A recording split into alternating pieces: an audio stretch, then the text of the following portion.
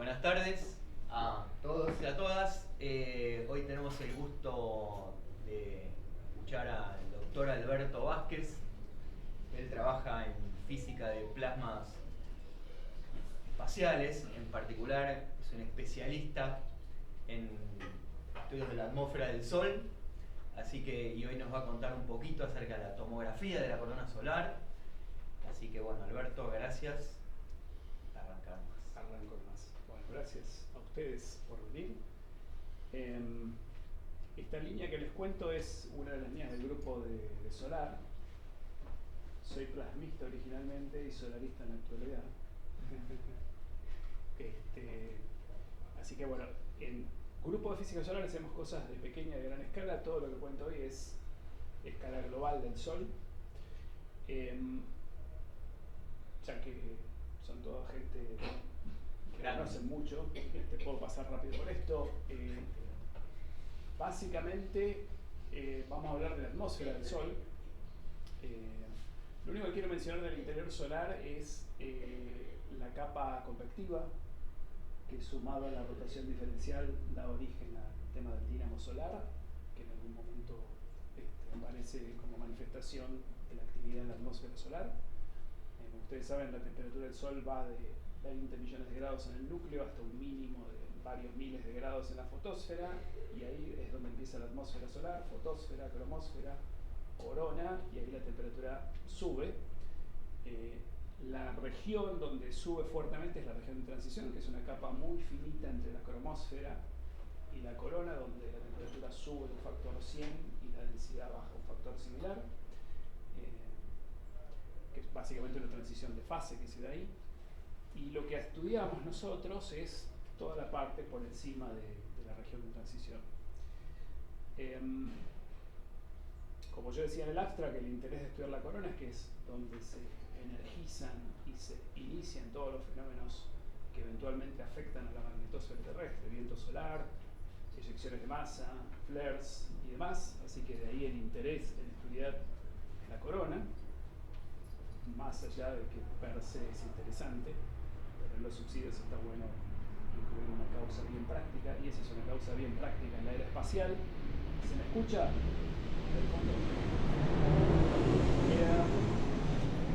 La corona la estudiamos observacionalmente en un amplio rango de longitudes de onda a escala global. Los telescopios que observan la corona a escala global fuertemente se centran en ultravioleta, extremo ultravioleta y visible, luz blanca, WL, white light y EUV. La corona es ópticamente delgada en estas longitudes de onda, entonces imágenes, estas son ejemplos de imágenes en EUV. La corona es ópticamente delgada, así que estas son proyecciones bidimensionales de la estructura tridimensional que está emitiendo, y existen distintas técnicas para inferir de estas imágenes estructura tridimensional. Yo acá menciono las dos que corresponden a imagers, a telescopios de imagen.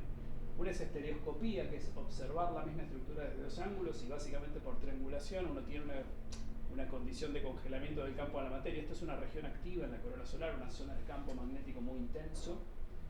Entonces lo que están viendo es el brillo a lo largo de una línea magnética, y uno puede, triangulando básicamente, deducir la estructura tridimensional del arco, y eso es un condicionamiento súper importante.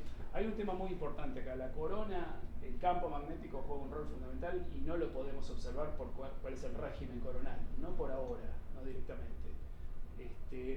Lo que hacemos es tomar magnetogramas por efecto Zeeman en la fotosfera, que es donde el campo magnético es lo suficientemente intenso para darnos un diagnóstico muy preciso del campo magnético, y de ahí se hacen extrapolaciones de algún tipo. Así que tener al menos la geometría del campo magnético en una zona de interés como una región activa es súper importante. Yo no voy a hablar de estereoscopía, lo que doy es tomografía, que es a escala global. Líneas magnéticas acá se ven directamente en el brillo, pero obviamente toda la corona está poblada de líneas magnéticas, no necesariamente las regiones activas, todo el volumen atmosférico está lleno de campo magnético. Y la tomografía consiste en observar la corona desde múltiples ángulos de visión y plantear un problema de inversión. Yo ahora voy a explicar en algún detalle eso. Entonces, en tomografía es una palabra un poco demasiado amplia. Yo sintetizo acá qué es tomografía para nosotros en la aplicación concreta solar. Yo tengo algún objeto, quiero conocer la distribución de alguna variable física X, yo discretizo con alguna malla computacional ese objeto, no sé, hay 4 valores, le doy vueltas, lo observo de distintos lados, y si yo conozco el mecanismo de emisión, tengo modelado el fenómeno físico de emisión, yo puedo condicionar desde distintos ángulos la estructura tridimensional e hacer un problema de inversión, que es lo que les voy a contar un poquitito hoy. La tomografía original, o sea, propiamente dicha como tomografía. ¿La X es lo que no sabés? No, la X es lo que no sabés. La Y ahora voy a entrar en detalle. La Y es lo que vos me dirías. Exacto. La Y representa, este es un detector, estos son píxeles. Entonces tenés varias mediciones y querés deducir X. Se te va a plantear un problema lineal y la idea es invertir eso, que no se invierte analíticamente, obviamente. Ahora les cuento eso en detalle. Lo que quería decirles es, la tomografía originalmente se desarrolló para imágenes en luz blanca. Es la luz fotosférica que sufre scattering Thomson por los electrones libres de la corona. Eso entonces es un diagnóstico de densidad electrónica, y si uno aplica tomografía, lo que uno va a poder eventualmente obtener son mapas tridimensionales de densidad electrónica en la atmósfera solar. Este es el artículo, este es el trabajo origen de todo esto. Hay cosas previas, pero no son tomografías. Se hicieron cosas previas. Problemas de inversión se plantean desde 1930. El scattering Thomson se conoce bien desde esa época en la corona solar, pero se hacía con imágenes de eclipses, o sea, una imagen en un rango de tiempo muy limitado, y después se hacían suposiciones ad hoc sobre la estructura coronal. En fin, había distintos enfoques, pero la tomografía propiamente dicha, con múltiples observaciones, la primera es de principios de los 70, de Altshuler y Perry. Y nosotros en el grupo, allá por 2009, en colaboración en ese momento con la Universidad de Illinois, con Rich Freising, que estaba ahí entonces y ahora está en Michigan, comenzamos a hacer este desarrollo, que es la aplicación de la idea de tomografía, pero a extremo ultravioleta. Hay una serie de telescopios en extremo ultravioleta que yo ahora los voy a mencionar, que son muy importantes. Lo interesante de hacer eso es que el mecanismo de emisión de UV es auténtica emisión coronal de iones pesados, de hierro en este caso, coronales. Entonces, si uno tiene, como tienen estos telescopios, múltiples bandas, uno puede condicionar, uno tiene un senseo no solo de densidad, sino de temperatura. Entonces es un diagnóstico doble. Y uno puede eventualmente terminar con mapas tridimensionales de densidad y temperatura. En el caso de luz blanca, esto es una imagen típica de coronógrafo, esto es del ASCO, que es un coronógrafo espacial. Uno bloquea el disco solar, ¿no? Porque como es la misma luz del disco, que es 1.000.000 de veces más intensa que la corona, uno tiene que bloquear el disco, como sucede en un eclipse. En el caso de extremo ultravioleta es emisión coronal auténtica, así que uno no necesita bloquear el disco, aunque lo hacemos por otras razones. Lo hacemos o no lo hacemos. Hacemos las dos cosas. Eso tiene, cada cosa tiene su pro y su contra. Pero digo, no hace falta, ¿no? Cuando uno mira el sol en EUV, uno ve directamente la atmósfera. Uno no ve el disco, no ve la corona. Esto empezó esta línea del grupo empezó en 2009. Ya lleva unos cómodos 14 años, más o menos.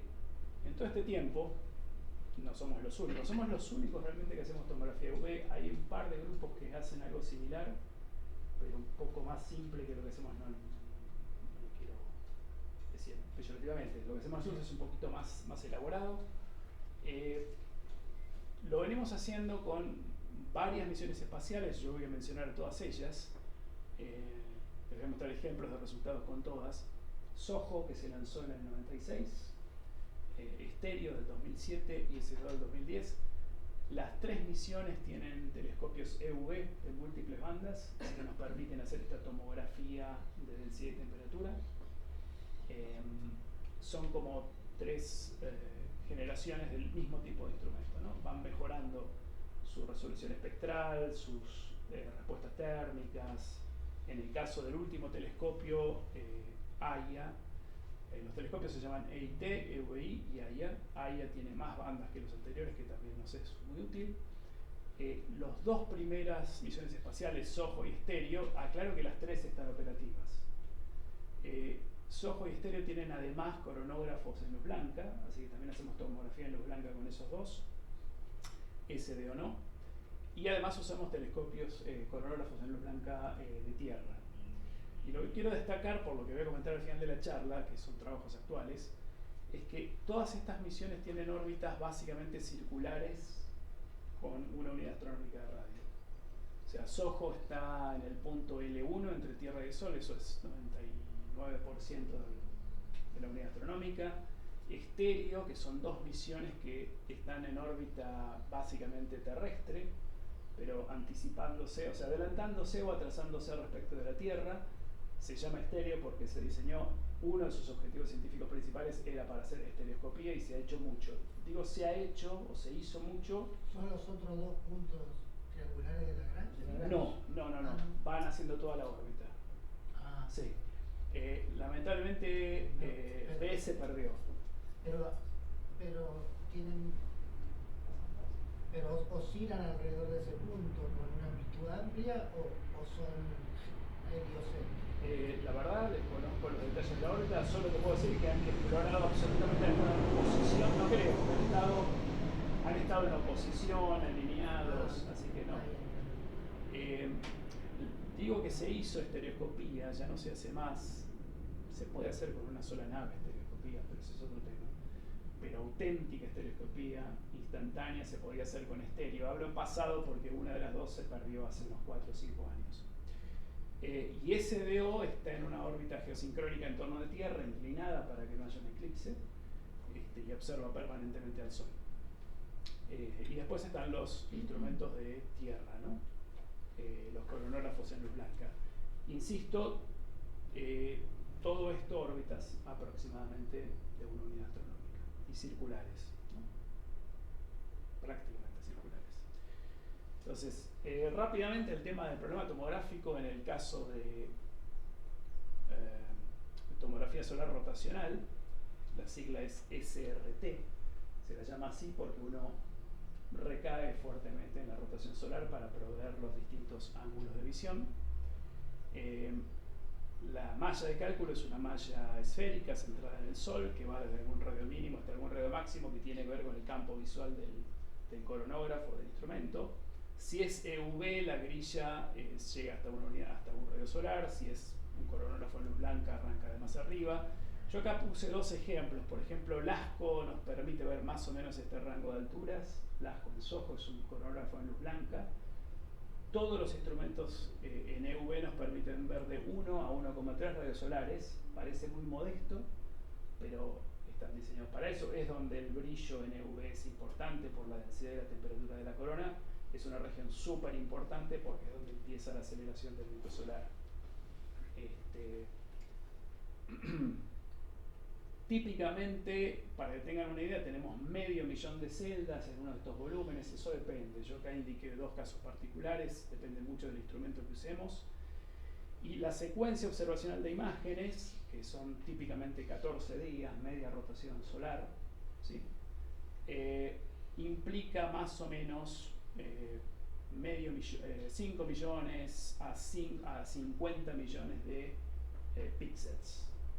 O sea, para nosotros lo que cuenta son los píxeles. Cada imagen tiene 512 por 512 píxeles, usualmente tienen más. Nosotros los relineamos porque no necesitamos tantos para la grilla tomográfica que uno va a resolver. Eso es para que tengan una idea del tamaño del problema. Básicamente entonces uno tiene una línea de visión que va a venir así. Imagínense que tengo un detector acá, la línea de visión asociada a un píxel va a atravesar alguna de esas celdas, no muchas, ¿sí? Entonces, para cada píxel J, la intensidad que yo mido es un integral de línea de visión de algún factor de peso que tiene que ver geométrico, que tiene que ver con la física del proceso de emisión, y alguna incógnita X que también depende de cuál es la longitud de onda que estoy observando. En esta expresión, azul es dato y rojo es incógnita, ¿sí? Entonces la expresión de la línea de visión es régimen ópticamente delgado. Cuando uno discretiza esto, y si uno coloca todos los píxeles de todas las imágenes en un vector columna y los valores de X en todas las celdas tomográficas en un vector columna, hay una matriz básicamente de medición, se la llama matriz de medición tomográfica o matriz de proyección, que involucra geometría de observación que tiene que ver con la órbita de la nave, donde está el telescopio, etc. Tiene que ver con las celdas tomográficas, hay mucha información geométrica metida ahí. Y también puede tener componentes que tienen que ver con el proceso específico de emisión. Por ejemplo, en luz blanca, la incógnita es la densidad electrónica y este factor de peso es básicamente un Scattering-Thompson, es un factor de peso de Scattering-Thompson, es puramente geométrico, uno lo conoce bien, es más o menos complejo, pero es una expresión que uno puede programar sin ninguna dificultad. En el caso de extremo ultravioleta, esto que está acá es la emisividad de banda, es una integral en longitud de onda de la emisividad coronal por el pasabandas del instrumento, y ahí no hay un factor de peso, esto es excitación colisional y emisión isotrópica. Entonces, en cualquiera de los dos casos, uno termina con este problema matricial, y básicamente lo que se hace es un problema no se puede invertir, es una matriz no cuadrada, es una matriz rala, casi todo es cero ahí. Entonces, para hacer eso hay que hacer algún problema de optimización global. Básicamente uno tiene esta norma cuadrática de acá, representa la diferencia entre las imágenes reales y las imágenes sintéticas que predeciría la estructura tomográfica. Yo en el último coloquio que di me explayé bastante, conté bastante esto, no lo voy a hacer ahora, es solo para darles el sabor de lo que hacemos. No voy a hablar de esto ahora, que se llama regularización de la solución. Esto es un ejemplo de factor de peso. Yo decía, en el caso de luz blanca, la intensidad es concretamente este factor de peso que tiene que ver con el Scattering-Thompson, esta es una línea de visión, y es un factor que típicamente es máximo en el máximo acercamiento de la línea al Sol y después decae. Como sea, todo eso se conoce y uno lo resuelve. Pero lo que destaco es eso, que puede haber un factor de peso que tiene que ver con la emisión. Entonces, toda esta matriz A es geometría de la órbita, de la rotación solar, de la forma de la grilla y del mecanismo de emisión físico. Todo eso está metido ahí. O sea, Alberto, una pregunta. Sí. O sea, para cada tiempo vos tenés ese problema, ¿no? Este problema acá es todo el tiempo. No. O sea, todo el tiempo tenés una discretización temporal también. No. Esta No. es una discretización espacial y está muy bien la pregunta. No, este es el problema ya con toda la secuencia observacional. Este vector columna I tiene los píxeles de todas las imágenes de toda la secuencia. Ah, ok. O sea que de alguna manera como que tenés o sea, tener retraso no es la imagen. Es como en un magnetograma sinóptico. Vos tenés que, eso es un precio que pagás por ahora, porque no tenemos más misiones espaciales. Claro. La técnica podría perfectamente usar una Sí, si una tenés flota de nave, naves. Exacto, sería genial. Por ahora tenés una nave, dos, hemos hecho con estéreo, no sumás mucho con dos y recaes en la secuencia temporal. Es como construís un magnetograma sinóptico para condicionar un modelo magnetohidrodinámico. Vos, para poner esa condición de contorno, necesitas tomar el magnetograma uno por vez y después sumarlos y juntarlos a todos. Hay técnicas para incluir el tiempo en tomografía, no es lo que les voy a mostrar hoy, pero eso podría dar. ¿Está bien? ¿Y para qué necesitas un factor de regularización? Eso ya depende mucho del programa, de cada programa tomográfico. En el caso de estas tomografías solares, eso tiene que ver con las propiedades de la matriz de medición, que es RALA, y eso es el problema matemático es tal que eso lleva a artificios, digamos, de alta frecuencia espacial, estructuras artificiales de alta frecuencia. La regularización es, vos imponés, penalizás gradientes demasiado elevados. Sí. Y eso lo hacemos tridimensionalmente, podés hacerlo solo angularmente, radialmente, es un tema que estamos viendo ahora con Fede para un proyecto nuevo, porque eso puede depender también del campo de visión específico del instrumento que estás usando. Así que no hay una solución, no hay una receta única para hacer eso. Pero lo que haces es imponer algún condicionamiento físico razonable sobre la solución. Pero estas mediciones te llevan 14 días. 14 días. Una rotación solar es 28. Vos tapás el disco y lo que ves es la corona, la la podés condicionar en 14 días. Y no tenés variaciones de... Lo importante es, vos podés reconstruir, en la corona hay todo tipo de dinámica. Lo que importa es, lo que vos vas a poder reconstruir tomográficamente, no te olvides que es un problema de optimización global. Puede haber dinámica muy rápida en alguna zona y lo que va a pasar ahí es que te va a generar alguna zona de ruido y ahí la reconstrucción no va a ser confiable de ninguna manera, pero no te afecta la solución global, es bastante estable. Todo lo que, mientras vos tengas un gran volumen coronal que presenta estabilidad estructural, vas a tener una solución. Pero de todas maneras, si vos bloqueas el disco, lo que te importa es cuando vos tomás un dato, lo que importa es que haya una cierta estabilidad estructural cuando esa zona, una cierta longitud del sol, pasa por el limbo. Y eso son 2 o 3 días. Después, si esa zona aparece dinámica, cuando ya no lo estás observando, no es problema tuyo. Pero evidentemente al final la solución representa un estadio promedio de lo que era la corona durante el tiempo de observación. Insisto, esto no es muy diferente del problema que afecta a los magnetogramas sinópticos, que es lo que se usa para condicionar cualquier modelo MHD global. Es lo mismo, vos construís todo el magnetograma tomando mediciones en cada longitud del sol a medida que rota. De hecho, el magnetograma sinóptico requiere de 28 días para ser construido. Y otra vez, vos tenés que hacer algún tratamiento de los datos. Hacemos múltiples cosas, no voy a entrar en todos los detalles. Hacemos viñedo de imágenes, tratamos de lavar si hay demasiada dinámica. Si es una zona que de repente tuvo un flare, algo que se nota mucho en la imagen, la salteamos directamente. Hacemos un hueco en la serie de datos. Claro, eso porque vos de alguna manera estás suponiendo que en esa rotación solar el sol se mantuvo estacionario. No necesariamente, no. Basta que tengas cierta estabilidad estructural. En el sistema del sol, digamos, ¿no? No necesariamente. Vos dinámica vas a tener a todas las escalas. ¿Sí? Lo que no vas a poder hacer es reconstruir, no te sirve la tomografía para reconstruir escala de minutos. Lo que importa es que vos tengas estabilidad estructural. Es decir, vos te gira el sol. Pero en esa escala de tiempo, Vos podés tener dinámica. No resolvés dentro de esa escala de tiempo. No, vos lo que haces es sacar un promedio de lo que está pasando. Pero vos tenés que pensar que esto está orientado fundamentalmente a las regiones no activas. Esas regiones presentan mucha estabilidad. Y aún las regiones activas pueden ser muy estables durante todo el tránsito. Eso depende. Sí. El problema es si se te apaga una zona o se te prende una zona. No hay problema. Lo que ocurre es, insisto, eso afecta a la reconstrucción de la zona, pero el problema es muy estable. Está bien, Pero es una pregunta interesante. Lo importante, repito, es tener estabilidad estructural, que no tengas ruptura de arcos magnéticos a gran escala. A veces pasa, por ejemplo, que tenés una CME, una eyección de masa, y después de que pasó la CME, la estructura vuelve a estar muy parecida a la de antes. Haces un hueco en los datos y sale una muy buena tomografía. Repito, es la misma limitación que afecta a los magnetogramas sinópticos, que son la única fuente de datos de un modelo magnetodinámico global. Es decir, MHD. Que tiene mucha propaganda, pero sufre del mismo problema. Soy experto, así que no. Bueno, gracias por las preguntas, estamos entre amigos, pero entonces trato de acelerar. Nos queremos ir todos en media hora. Entonces, a ver, yo puse esta diapo para fijar ideas.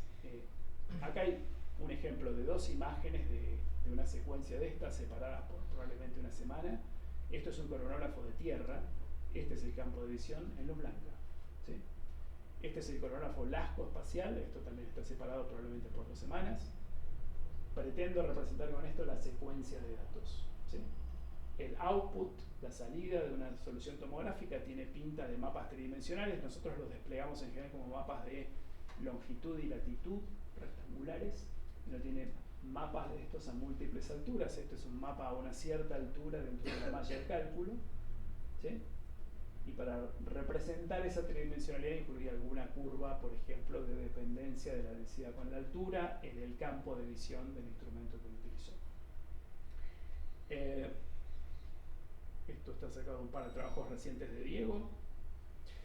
En el caso de UV, esta es simplemente otra proyección. Yo acá pongo como ejemplo 3 imágenes de la secuencia.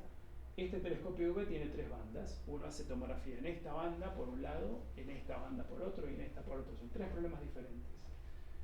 El resultado es otra vez mapas de emisividad a distintas alturas. Yo acá los represento, seleccioné 3 alturas en forma, acá está proyectado esféricamente, y este es un caso con bastantes regiones activas. Estas zonas negras son zonas por ahí con algún problema en la reconstrucción.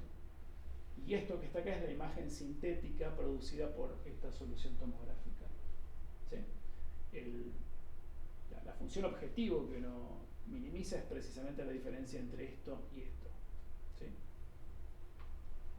Bueno, hasta ahí la tomografía pura. Voy a ir rapidito con esto porque ya adelanté antes.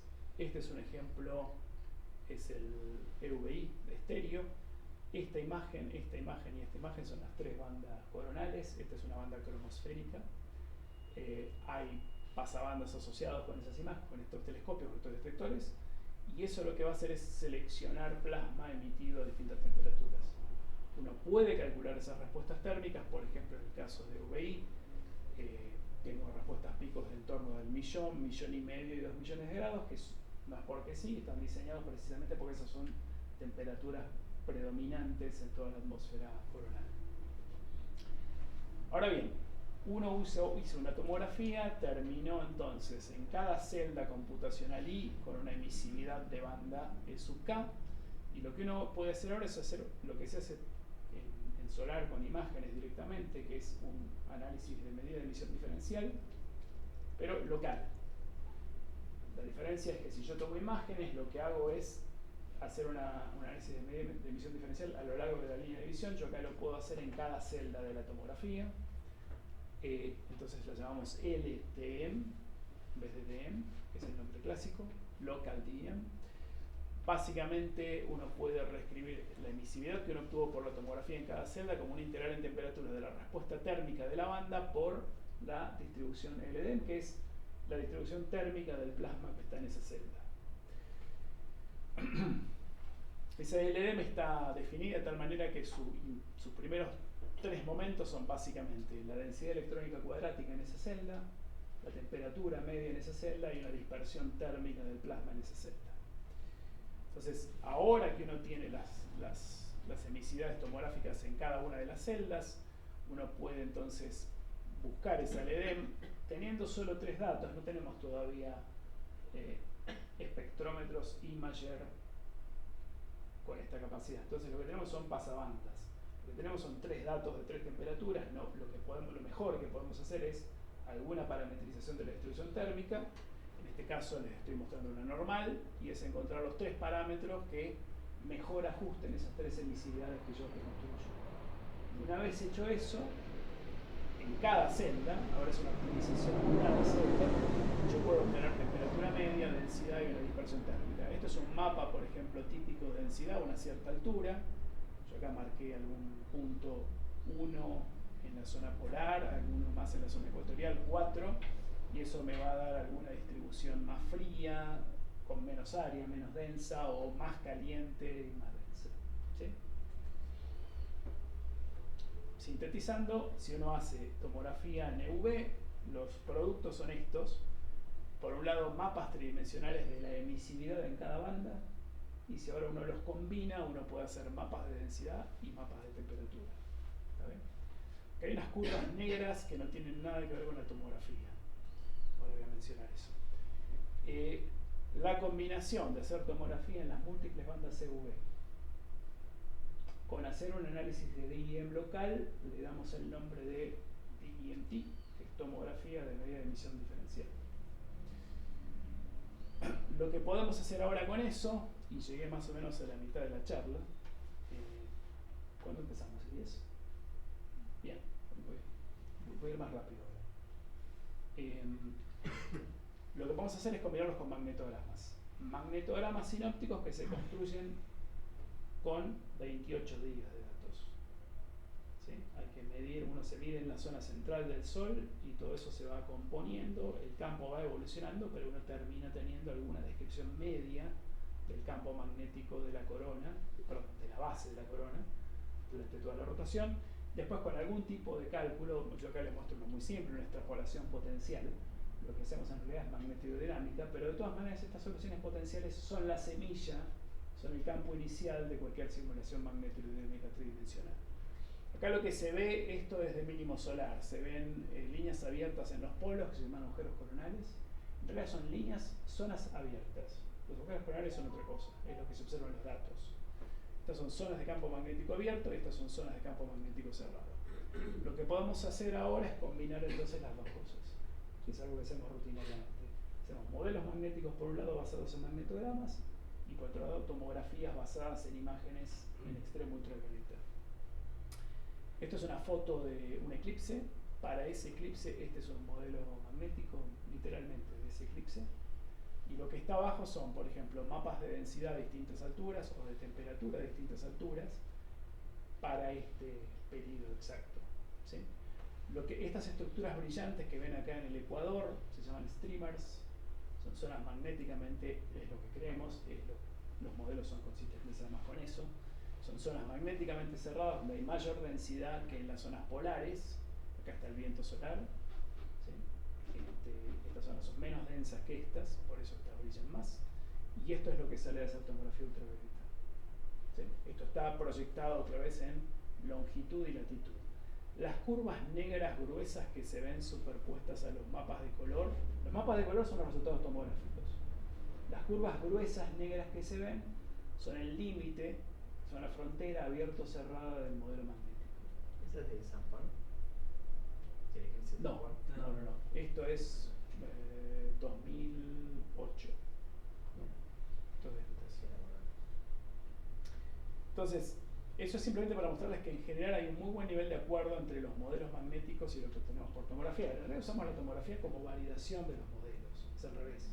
La tomografía tiene una relación muy directa con los datos. Lo que acá se ve verde es lo que la tomografía dice que es el agujero coronal, ¿sí? Que es una definición observacional. El agujero coronal es la zona tenue del Sol. Debería coincidir con la frontera abierto-cerrado de un modelo magnético simultáneo. Este es un caso muy bonito que pongo de ejemplo. Afortunadamente muchos casos son muy bonitos, otros no, y cuando no lo es, cuando no hay un acuerdo tan bueno, es un buen momento porque el modelo tiene algo que obtener de la tomografía. En la grilla nosotros podemos trazar las líneas magnéticas y nosotros después lo que vamos a hacer es analizar los resultados tomográficos a lo largo de las líneas magnéticas y comparar de una manera estadística cómo dan los resultados a lo largo de, no sé, miles de líneas magnéticas que poblan la corona entre la tomografía y los modelos magnetohidrodinámicos, que es una de las aplicaciones principales de lo que hacemos. Paso entonces a contarles algunas aplicaciones. Una que llevamos adelante ya desde hace 10 años es con el Space Weather Modeling Framework. Este es un esfuerzo centrado en el Departamento de Física del Espacio de la Universidad de Michigan, de modelado de todo el entorno, Sol, heliosfera, medio interplanetario. Es un proyecto muy ambicioso que involucra un montón de grupos, muchos en Michigan, otros afuera. Imagínense, ¿no?, el rango vastísimo de regímenes de plasma que hay ahí, los enfoques para modelar distintas capas. Eso va desde la cromósfera hasta Plutón. Los regímenes son completamente diversos, así que el enfoque de todo eso es modular. Y el módulo que maneja la parte de corona y viento solar es el Alphen Wave Solar Model, que ellos lo llaman convenientemente Awesome. Nosotros trabajamos muy fuertemente con esa parte del grupo del Space Weather. Solo para mostrarles algunos ejemplos, yo recién les mostré un ejemplo donde, a ver, esto es este es el último artículo de Diego Lloveras, que se acaba de doctorar, y yo voy a mencionar varias cosas del laburo de Diego, que es la que se acaba de doctorar, que es apropiado hablar de su trabajo, que es muy reciente. Lo que hizo Diego en este trabajo es analizar rotaciones del último mínimo solar de hace un par de años. Este es un esfuerzo internacional, Whole Heliosphere and Planetary Interactions, WHPI. En los distintos mínimos se han hecho campañas, se han seleccionado rotaciones mínimo solar es donde la estructura del Sol es más simple y todo tipo de enfoque es más exitoso para tratar de explicar lo que se ve. La configuración del medio interplanetario es más simple, la configuración coronal es más simple, la configuración del viento solar es más simple. Así que en los últimos 3 mínimos se han hecho siempre estas campañas para convocar a grupos que utilizan distintas técnicas observacionales y de modelado para tratar de entender lo mejor posible cómo está funcionando esta estrella. En este caso, Diego colaboró con un par de rotaciones de objetivos, digamos, de esta campaña. Yo acá muestro nuestros típicos mapas de tomografía y las curvas negras son la frontera abierta y cerrada del modelo. Por ejemplo, acá anda bastante bien en el hemisferio norte, o sea, me refiero que es muy consistente con el mapa tomográfico, no tanto en el hemisferio sur, ¿no? La frontera abierta y cerrada en el hemisferio sur del modelo está como corrida hasta 20 grados por encima de donde la tomografía indica que debería estar. Lo que está acá es simplemente, no voy a entrar en detalles, nosotros clasificamos las líneas magnéticas del modelo de acuerdo a distintas cuestiones, si son cerradas, abiertas, si están en una zona nuclear del streamer o no. Lo que está acá en sólido son los perfiles promedios de densidad de la tomografía y en rayado los del modelo. Más allá de que haya algún acuerdo estructural general o no, en el tipo de línea que estamos analizando, el modelo está andando muy bien. De hecho, ha habido interacción con el modelo termina de ajustar algunas cosas a fin de mejor reproducir estas observaciones. Las temperaturas también andan bastante bien. El modelo en general predice temperaturas un poco más bajas y eso tiene que ver con la física de calentamiento coronal que tiene el modelo. Cuando hay este tipo de discrepancias es bueno recurrir a imágenes sintéticas. Esto que está acá, por ejemplo, son imágenes sintéticas de los 3 pasabandas del telescopio utilizado. El disco está bloqueado acá, ¿sí? Estas 3 que están acá son las que predice la tomografía para exactamente ese ángulo de visión, y estas 3 que están acá son las que predice el modelo. Y esto que está acá son los histogramas de cociente entre la sintética tomográfica y el dato, o la sintética del modelo y el dato. Estas son dispersiones típicas de imágenes tomográficas que son muy buenas. No es una sorpresa, la tomografía se centra en tratar de replicar las imágenes. La regularización aparece para imponer problemas con la solución. Este es el típico grado de acuerdo que hay entre una imagen tomográfica y una imagen real. Obviamente un modelo magnetodinámico está lejos de poder reproducir ese nivel de detalle, ¿no? En este caso en particular nos interesaba incluir en este artículo esta cuidadosa comparación porque hay un problemita acá abajo.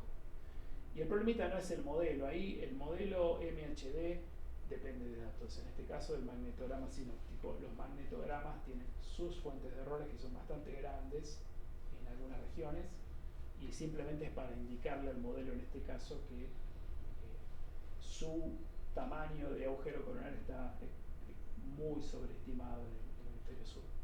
Aún así el modelo logra reproducir algunas cuestiones bien, otras no. Esto es en la base coronal, es EV de 1 a 1,3 radios solares. El viento está muy poco acelerado en esa región. Entonces, para las mismas rotaciones, Diego también hizo tomografía en luz blanca con LASCO, que ve de 2,5 a 6 radios solares. Es una zona donde el viento ya está muy desarrollado. Entonces es interesante poder condicionar al modelo en la base, o sea, donde el viento está empezando a ser acelerado, y qué pasa donde el viento ya está mucho más acelerado.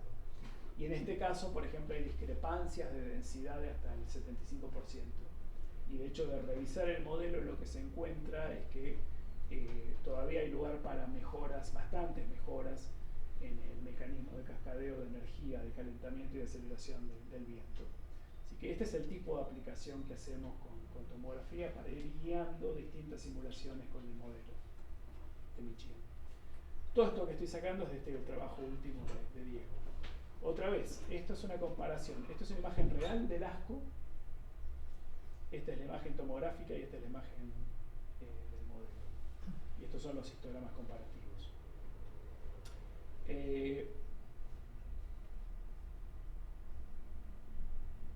Este es otro tipo de validación, pero en este caso para el modelo de viento. Esto que está acá es un campo de velocidad del viento a 6 radios solares.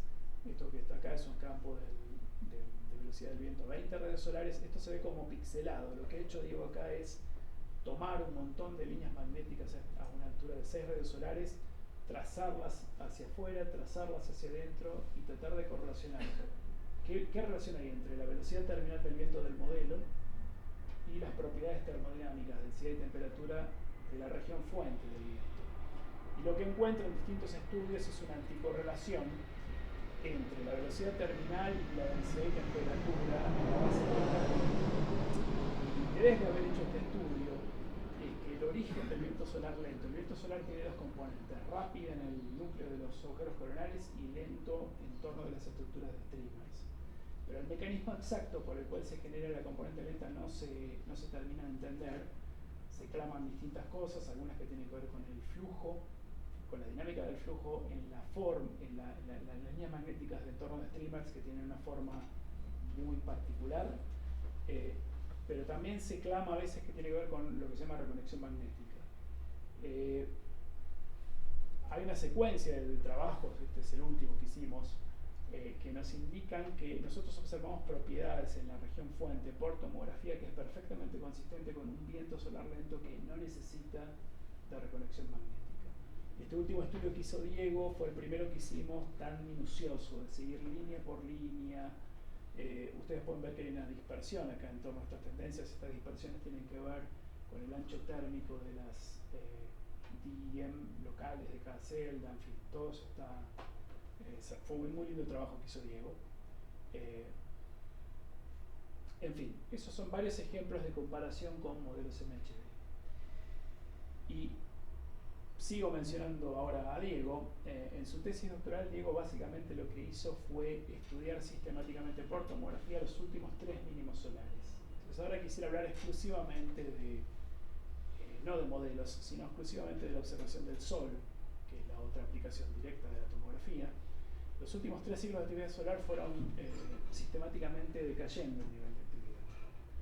Y como tenemos las 3 generaciones de telescopios ultravioletas disponibles para cada uno de estos mínimos, SOHO, estéreo y SDO, lo que hicimos con Diego, ese fue el núcleo troncal de su tesis doctoral, fue estudiar sistemáticamente con tomografía los últimos 3 mínimos solares y ver si encontrábamos en la estructura termodinámica minuciosamente, cuidadosamente estudiada, detalladamente estudiada para cada mínimo, a ver si había algún tipo de conexión con el nivel de actividad previo del ciclo solar.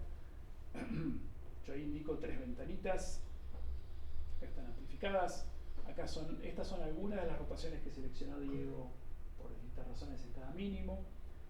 El típico resultado que presentamos en esa serie de papers son mapas de temperatura, mapas de densidad, los modelos magnéticos. Este es el último que les mostré, donde la consistencia entre la frontera abierta y cerrada y el mapa de tomografía no es tan buena, en nosotros es mucho mejor. Lo que encontramos ahí es que el estado termodinámico del mínimo no se correlaciona en absoluto con el nivel de actividad previo, y que en realidad el estado térmico del mínimo tiene mucho que ver con el nivel de intermitencia local temporalmente durante el mínimo. Es un fenómeno rápido. O sea, en el mínimo el Sol tiende a un estado muy similar independientemente de cualquier nivel de actividad previo durante el ciclo solar. Otra cosa que encontró Diego es que en su momento Federico, junto con un estudiante chino de Michigan, habían encontrado por primera vez estructuras térmicas dentro de la corona solar con temperatura decreciente con la altura. Eso es muy interesante porque prácticamente todos los estudios que se hacen en corona son con temperaturas crecientes con la altura.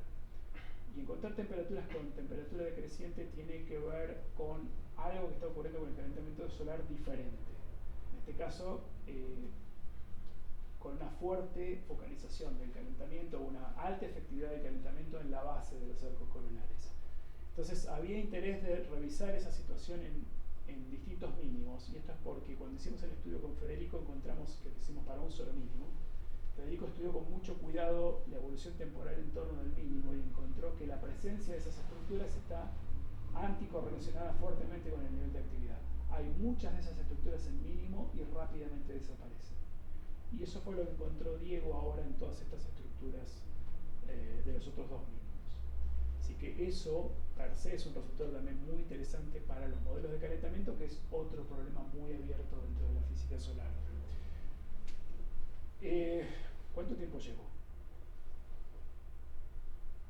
Como 40. 40. 45. Es súper acelerado. Quedan 15 segundos. No. De esto habló Marcelo, así que lo voy a olvidar. Cecilia McCormack hizo mucho trabajo en generar un nuevo tipo de producto tomográfico que es flujo de energía de inyección en la corona. Siempre estamos hablando del problema de calentamiento coronal. Y después con Marcelo, durante la tesis de CESI, hicieron comparaciones de estos resultados con modelos hidrodinámicos de luz para estudiar el calentamiento.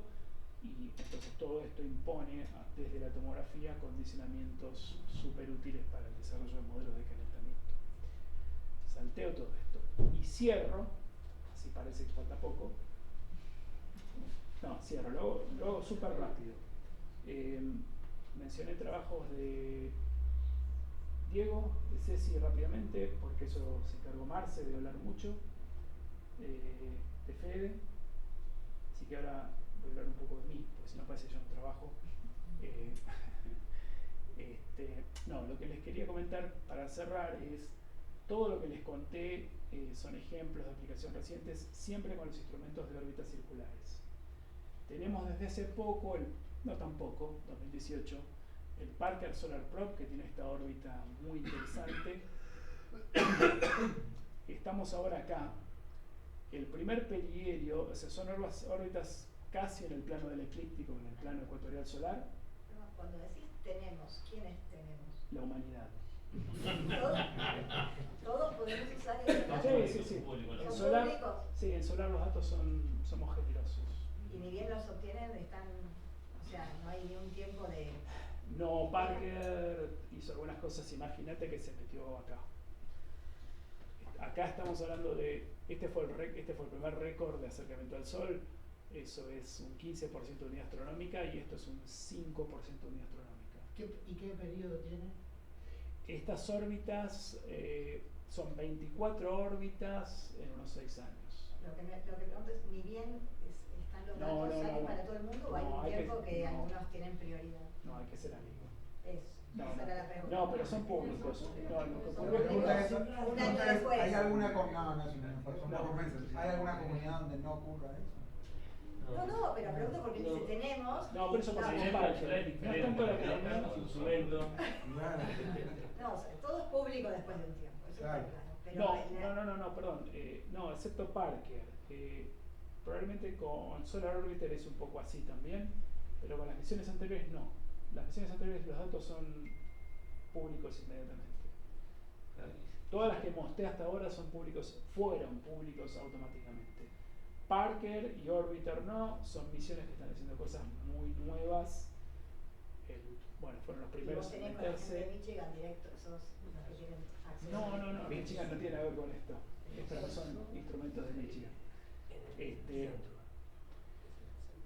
Pero la gente de Parker nos contactó precisamente para hacer los cálculos predictivos tomográficos. Este telescopio, esta nave,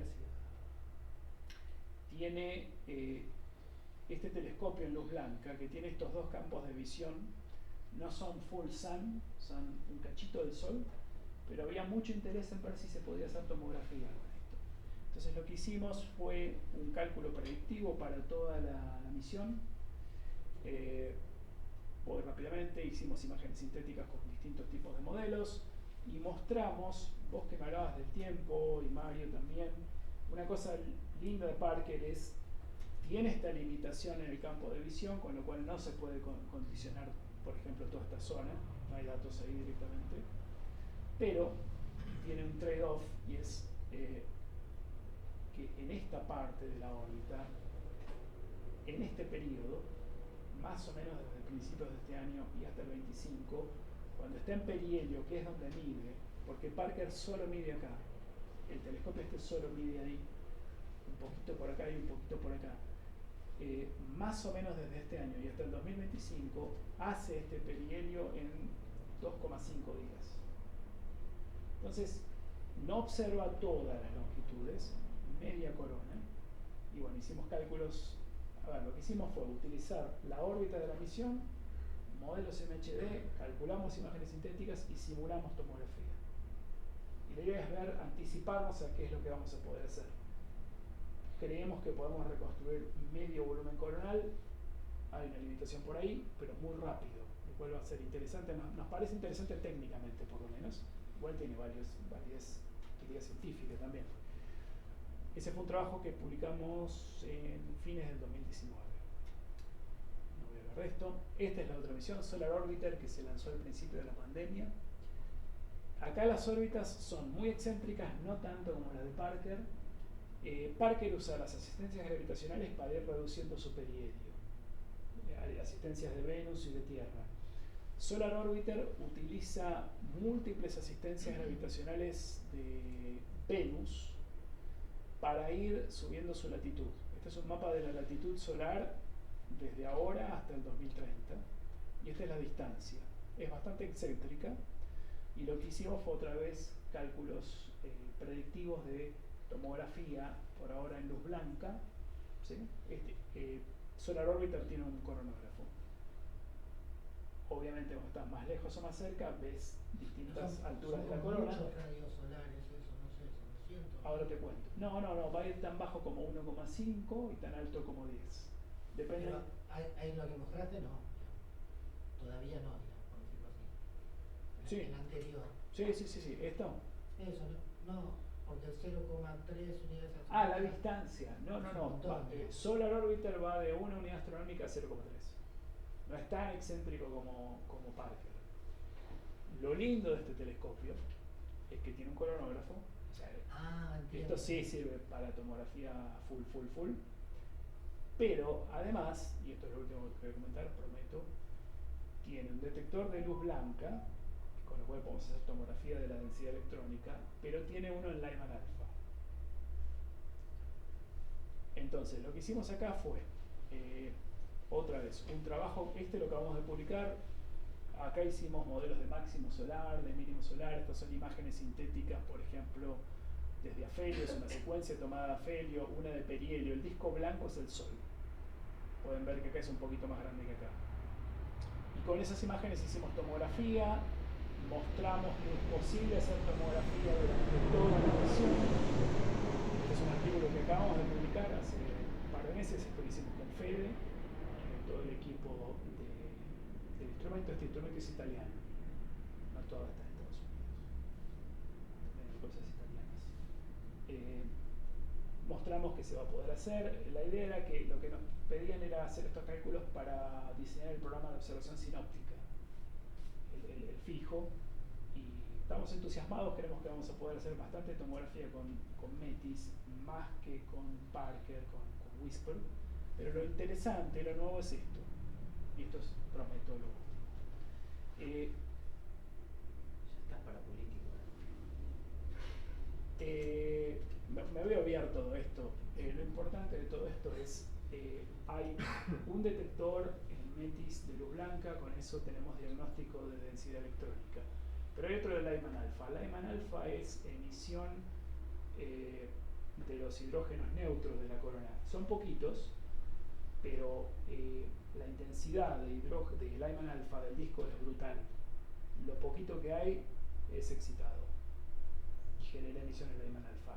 O sea, es excitación radiativa, a diferencia de lo que les conté en EUV, que es colisional. Por eso es también por eso en ese caso es un diagnóstico de densidad electrónica.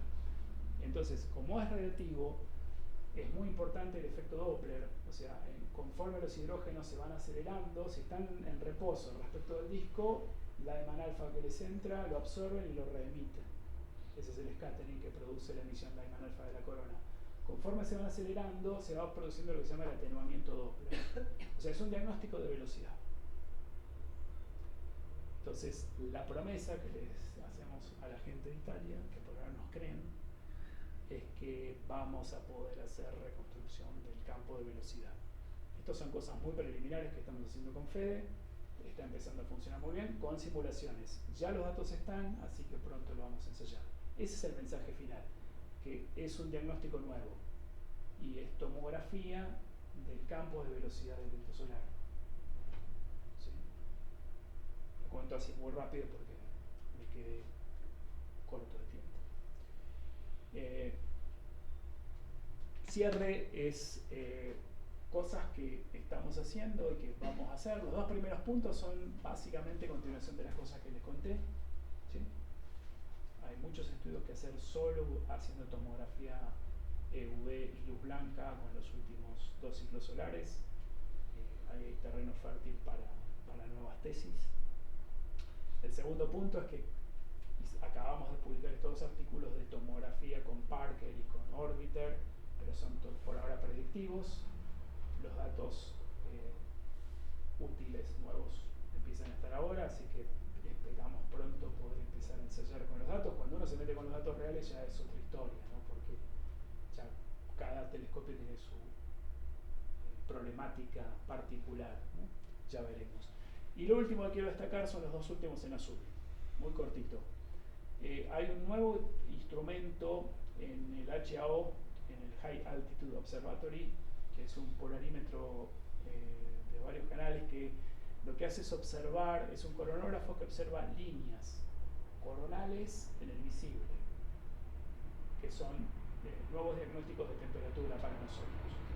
Entonces lo que queremos hacer ahora, lo que venimos desarrollando con Fede, con Nietzsche, es un nuevo formalismo, algo diferente, para combinar productos tomográficos de todos los instrumentos que tengan un campo de visión similar. Y estoy hablando del instrumento espacial EUV, del coronógrafo en luz blanca de tierra CACOR y de este UCOMP. Y en este nuevo formalismo la idea es combinar todos esos productos tomográficos para hacer un diagnóstico simultáneo de varios parámetros: densidad y temperatura, dispersión de ambas dentro de cada celda y densidad de hierro. Y eso es súper importante, es de mucho interés para el tema del origen del viento solar, el tema de poder tener mapas de densidad de iones, porque lo que ocurre con el viento es que el grado de ionización de los iones pesados se congela en los primeros pocos rayos solares. Entonces, si uno tiene mapas de densidad de hierro, uno puede terminar de identificar la fuente coronal de distintos streams de viento solar. Y lo último que comento es Diego.